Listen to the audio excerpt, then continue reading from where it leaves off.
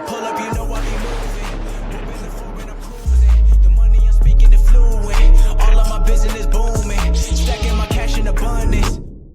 Yo les postos, c'est Sacha, bienvenue dans cette nouvelle vidéo Mercato, et on commence avec le Mercato parisien. Alors qu'une prolongation à Leipzig serait désormais dans les tuyaux pour Dayot Upamecano, le Français pourrait négocier avec son club une clause libératoire assez basse dans son contrat pour mieux partir en 2021. Même s'il a repris les discussions avec Thiago Silva pour évoquer une prolongation de contrat, Leonardo scrute toujours le marché en cas d'opportunité pour remplacer l'international brésilien de 35 ans. Ainsi, le directeur sportif du PSG suivrait de très près la situation de Dayot Upamecano, grand espoir français évoluant à Leipzig. Le joueur de 21 ans souhaiterait justement changer d'air cet été et dispose, en plus d'une clause libératoire à 60 millions d'euros, un montant assez bas pour un talent comme lui. Cependant, Sky Allemagne a récemment annoncé que Dayot Upamecano pourrait finalement prolonger dans son club, mais tout ne serait pas perdu pour autant pour le Paris Saint-Germain. Une prolongation pour Upamecano, mais une clause libératoire basse, très basse. Comme l'explique Oka Dario, Dayot Upamecano pourrait prolonger au Red Bull Leipzig dans les mêmes conditions que Timo Werner avant lui. Ainsi, le défenseur français accepterait de signer un nouveau contrat en faveur de son club, à condition d'inclure dedans une clause libératoire abordable afin de pouvoir partir sans grande difficulté dans un an. Leipzig pourrait ainsi conserver Upamecano une saison de plus, sans avoir la crainte de le voir partir librement l'été prochain. Tandis que le joueur resterait dans un club et un environnement qu'il connaît parfaitement, une solution qui pourrait également arranger le Paris Saint-Germain qui pourra plus facilement se lancer sur ses traces lorsque la crise sanitaire sera terminée. Le média ibérique précise toutefois que le Real Madrid resterait à l'affût au même titre que le FC Barcelone. Et on passe au milieu de terrain. Leonardo a exploré plusieurs pistes ces derniers mois, mais Leonardo rêve de ce joueur presque parfait en particulier. Courtisé par le FC Barcelone et le Real Madrid, le milieu de terrain international espagnol du Napoli Fabián Ruiz est également dans les petits papiers de Leonardo pour la saison prochaine, et son profil a tout pour plaire au directeur sportif parisien, grand, fin et très technique. Voilà comment pourrait décrire le milieu de terrain et international espagnol du Napoli Fabián Ruiz. Depuis son arrivée en provenance du Betis en juillet 2018, contre quelques 30 millions d'euros, l'international espagnol ne cesse de monter en puissance, de plus en plus à l'aise, balle au pied. Lui qui était déjà doté d'une très grande qualité technique, il a su se montrer très impressionnant dans les grands matchs du côté de la Serie A et en Ligue des Champions. Un titre de champion d'Europe avec les espoirs de la Roja plus tard. Fabián a tapé dans l'œil de tous les grands clubs européens qui se lancent désormais dans une gigantesque course contre la montre pour faire signer ce diamant qui peut encore être poli. Leonardo, au taquet sur lui depuis quelques semaines. Comme je l'ai dit la semaine dernière, Leonardo en pince clairement pour Fabián Ruiz. On en avait parlé dans une vidéo. Très technique, évoluant en poste de milieu relayeur, Fabián dispose d'une vision du jeu et d'un QI football absolument sensationnel. Ce qui lui a permis donc de taper dans l'œil de plus en plus de cadors. Leonardo a donc craqué sur lui et pourrait tenter de le faire venir à Paris l'été prochain dans le cadre de son nouveau projet pour le Paris Saint-Germain. Cependant, les concurrents sont nombreux et pas des moindres puisque le Real Madrid, le FC Barcelone ou encore Manchester City sont également au taquet dans ce dossier. Également très grand, 1m90, Fabián a tout pour jouer le rôle de récupérateur et créateur parfait pour le Paris Saint-Germain, mais la concurrence sera rude puisqu'il n'y a pas qu'un club qui pourrait avoir les faveurs de Fabián.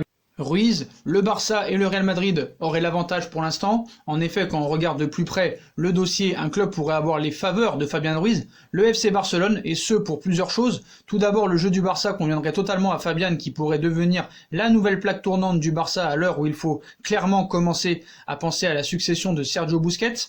Ensuite, parce que le joueur lui-même se dirait flatté de l'intérêt du Barça, en même temps qui ne pourrait pas l'être, mais aussi et surtout grâce à Quique Setién. En effet, les deux hommes se connaissent parfaitement puisque Fabián Ruiz a déjà évolué sous les ordres du technicien espagnol lors de son passage au Betis lors de la saison 2017-2018. Les deux hommes s'apprécient beaucoup et la perspective de travailler de nouveau avec l'entraîneur qu'il a révélé aux grands yeux du public pourrait fortement intéresser Fabián, qui pourrait même sauter le pas dès cet été. Cependant, le Barça devra certainement payer le prix fort, puisque le joueur ne partirait pas pour une somme inférieure à 80 millions d'euros, et avec une potentielle prolongation de contrat dans les tuyaux pour Fabián Ruiz du côté du Napoli, les enchères pourraient encore rapidement augmenter. On sait que le Barça a des problèmes financiers, donc peut-être une chance pour le Paris Saint-Germain. Même si le Real est intéressé par Fabián Ruiz, la priorité numéro 1 au milieu de terrain reste toujours Paul Pogba, mais le Real reverrait son offre à la baisse pour le milieu de terrain français. Très apprécié par Zidane, Paul Pogba sera probablement de nouveau ciblé par le Real Madrid, alors qu'il ne lui reste qu'une petite année de contrat. Les dirigeants madrilènes réussiront-ils à convaincre Manchester United de leur céder Paul Pogba cet été afin de satisfaire la demande de Zinedine Zidane? À en croire le Mirror, les Red Devils ont en tout cas reçu une première offre provenant de Madrid. Le journal anglais rapporte que le Real Madrid a fait une proposition d'environ 78 millions d'euros pour l'international français qui n'a plus mis le pied sur un terrain depuis septembre 2019. Le club madrilène ne serait pas disposé à débourser plus que cette somme compte tenu de la conjoncture actuelle et des incertitudes autour du joueur. Depuis l'année dernière, la situation n'a pas évolué et tout le monde à Madrid n'est pas forcément emballé par cette transaction onéreuse. Florentino Pérez le premier, et d'autant plus qu'avec l'éclosion de Valverde, le président madrilène est prêt à faire des efforts pour son entraîneur, mais dans la limite du raisonnable. Reste à savoir si les deux clubs pourront trouver un terrain d'entente, ce qui n'est pas gagné. Et on passe au jeune prodige français Kylian Mbappé qui vient de clore sa 3e saison au Paris Saint-Germain et pourtant il avait demandé à partir.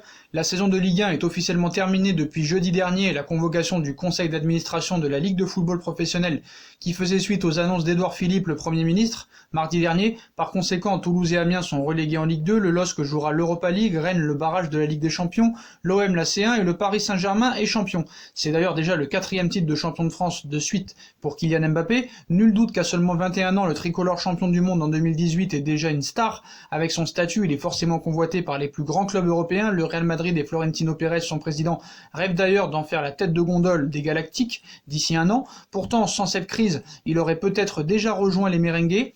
On cite « C'est un moment très important pour moi, j'arrive à un tournant de ma carrière, c'est peut-être le moment d'avoir plus de responsabilités pour moi, ce sera peut-être au Paris Saint-Germain avec grand plaisir ou peut-être ailleurs pour un nouveau projet », avait-il ainsi déclaré en fin de saison dernière lors de la remise des trophées UNFP.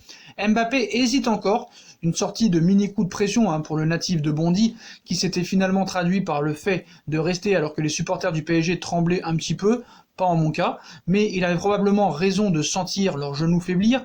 Dans son édition du jour, le journal L'Équipe nous apprend que l'avant-centre formé à l'AS Monaco et sous contrat avec l'écurie francilienne jusqu'en 2022 avait demandé un bon de sortie à l'époque. Celui-ci a bien été évidemment refusé par ses dirigeants lui expliquant que la porte était fermée à triple tour. Depuis, Leonardo, le directeur sportif du PSG, revenu aux affaires après quelques années d'exil, avait entamé des discussions afin de prolonger la pépite française. Le quotidien avance que la question financière n'a pas encore été sur la table et que le principal intéressé temporise.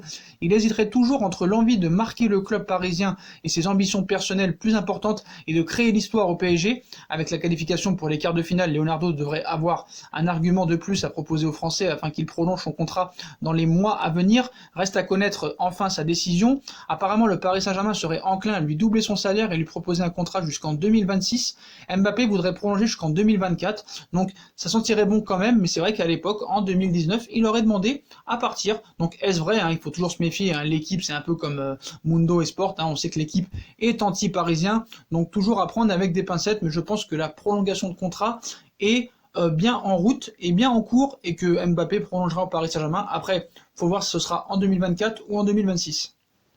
Voilà, c'est la fin de la vidéo Mercato les postos, j'espère que ça vous a plu, n'hésitez pas à bombarder la barre de like, à commenter cette vidéo, on like, on partage, on commente, on s'abonne, on active la petite cloche pour être tenu au courant des vidéos qui vont sortir, on me rejoint sur mes différents réseaux sociaux, Instagram, Facebook, Snapchat, Twitter, ainsi que sur Utip si vous voulez aider à faire évoluer la chaîne en regardant des pubs gratuitement ou en faisant un petit don. Voilà les postos, je vous souhaite une très bonne continuation, prenez soin de vous et à très vite pour une nouvelle vidéo les postos. Tchuss!